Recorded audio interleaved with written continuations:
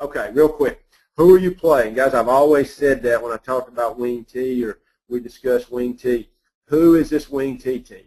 I've had guys say, well, Coach, how do you play the 3-4 against somebody that wants to run the ball right at you? How do you defend the power? How do you defend and I'm talking about out of two backs or, guys, there's different ways, and we have the ability to play 0 and 4 techniques some. I'm not a real big believer in that. We have the ability to slant the front. We have the ability to shade, which is what I'm showing you now. So we don't like staying in that same foxhole, especially if you're playing multiple teams. And I mean multiple in that they're going to give you multiple looks. And let's say you're sending 3 wing T teams this year or 3 spread teams. Or, they're going to look at what you did against a team that runs what they run. So we want to be multiple if you're seeing more than one team that runs that particular offense. So going back to this idea, is who is this wing T team? Because that's going to define a lot of what you do. Are they wing T with power? Are they big? This is a 3-back offense. Are they? They got the big wing back, the big fullback, the big halfback, and they're just going 3 and 4 yard you to death. Is it wing T option, Georgia Southern type, which is Georgia Tech now, Navy? Obviously Navy and Georgia Tech, they're a triple option team, but there's a lot of people that run a lot of option. The quarterback's a great runner. They're going to run a lot of belly option. They're going to run some midline. Is that their other answer? Or is the quarterback a static guy? They're going to run the ball and they're going to play action pass and maybe even drop back pass.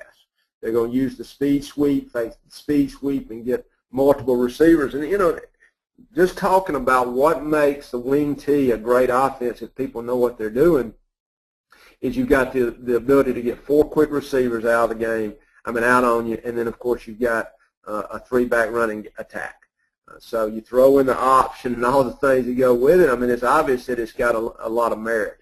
And whether you're in a region or an area where they're going away from it or maybe people are going to it, I think it's going to help you to understand it. Once again, it's a lot of responsibility football. So that's what we want to define. Who is this wing T team that we're seeing?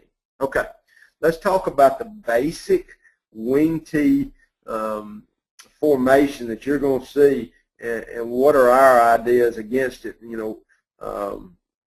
What are we thinking when we defend this offense? Okay, as I told you, and guys, this is from many years of trial and error and trying to be multiple. And I've played 8-man front. We've played 4-3. We've played some 3-4 slant. And obviously, with me going to being an offensive guy that did these things, that I know what I like to see. But here's my suggestion to you. Number one, you're probably seeing this offense a limited amount of time. So my first suggestion to you, and we can't do this in college, but this is something you can do in high school.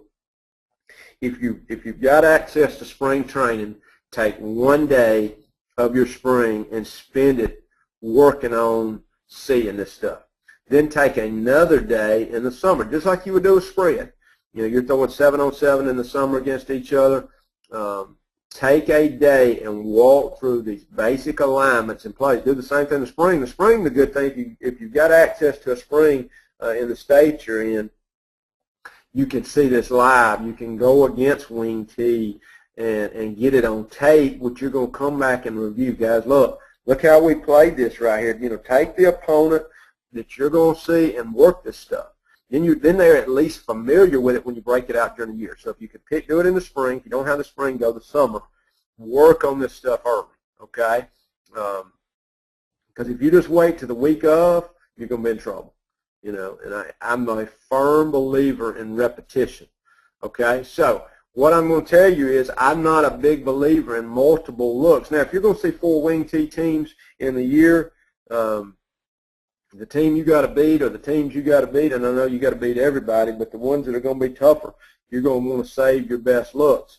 I do believe that if you came out in Eagle G, which is what we're lining up in here 4 times against 4 straight wing T teams, by the time you got the last one, they should have an idea of what you're in. Now, you may be better than it. So you may need a little multiplicity, which we could talk about a later day, but I think if you're seeing 1 or 2, you're in good shape. All right, so we're going to line up in Eagle G. Okay, Eagle G. Now let's talk about where we are. Now guys, this is the first thing that I'm going to talk to you, and this was trial and error for us. We started taking our Sam, who is a cocked 45-degree angle. His feet are on the back feet of this end.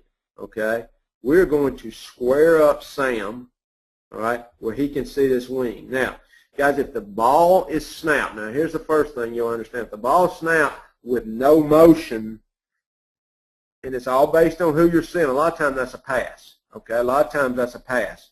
But if the ball is snapped with motion, let's go back to the previous screen. If the ball is snapped with motion, or the halfback is here, and we're talking about motion, man, 85% of the plays are coming over here.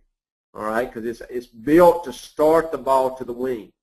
Okay, it's built. So we got this motion or the halfbacks here. Now, the reason I'm telling you that, we want to see this wing back, and that should be, you know, we identify this guy's a slot back and this guy's a wing back. Okay, this wing, and you could call them Z, Y, H, X, but so right here, let's just talk about the T. We can call him wing back and call the other one slot back. Let's just talk about the T here. He's probably going to be blocking down on the Sam most of the time, so we want to see this guy. If we're chasing this tight end inside, and we're going to get crushed here by this wing, and I'll talk to you about them. You know, the guys creating a running lane for the buck sweep, and it could be power.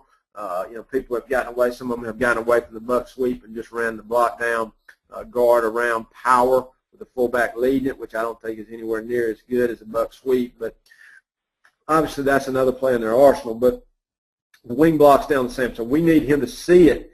We want the 5 technique to be ready for the tight end to block down. Okay, so we're probably going to get some form of combination, okay, right here. So we're expecting that. We want the nose and a 2-eye, because what we want to do is force the tackle to block down and field with the center block. And if we give them a shade, because if you know a shade and you've uncovered this guard, the shade better be making plays. And that's the only thing I say about a shade. If you shade the center and you can give them fits, they can't block him, they can't reach him, the tackle can't block down on him, then I'm all for it. But a lot of times you'll see a shade, the center can get him blocked or get in his legs. I mean, he just needs to be dominant. If he's a 2-eye, I think he's going to give him a lot more problems. I like that because it's just not as big a hole between the 5 and the 2 eyes. There's a 5 and a shade. Okay. So here's our basic alignment. I've told you about the shade, the 5, the 2-eye, the 3 technique. Okay, and we talked about inside hand, inside foot. All right, now here's the jack. The jack, guys, aiming point is ball foot up, and he's aiming 2 yards behind this tackle. Now, the subtle things are all the things, and we always say the little things are what's going to win for you. And I'm not talking about tackling and takeaways and all the other things that we always talk about. I'm talking about basic alignment and get lined up. Now, in our base set, guys, our first call is going to be man free. So our corner should be back outside. He's got the wing back. The Sam has got the tight end. The free safety is free, okay? And we're going to put him 10 to 12 yards over the ball, so I should have him scooted over. The strong safety is 1 and 6, man on the wing back, and the corner's in man. Now, it could be loose man. It could be press man. You make that call. We like to mess with that guy. We're going to show press and bail because, you know, if they're a good team, they're going to have a stud at X. You know, when you've only got to find one guy to play this X receiver, he should be great. And if you put a big timer over there, we got to mix the coverage up because they'll just raise up and hot it to him or slant it or whatever. So, but we're going to be in loose man on him. Okay. Now, when we say corner is the adjuster, what that means is if they go receiver over, this corner travels with this X.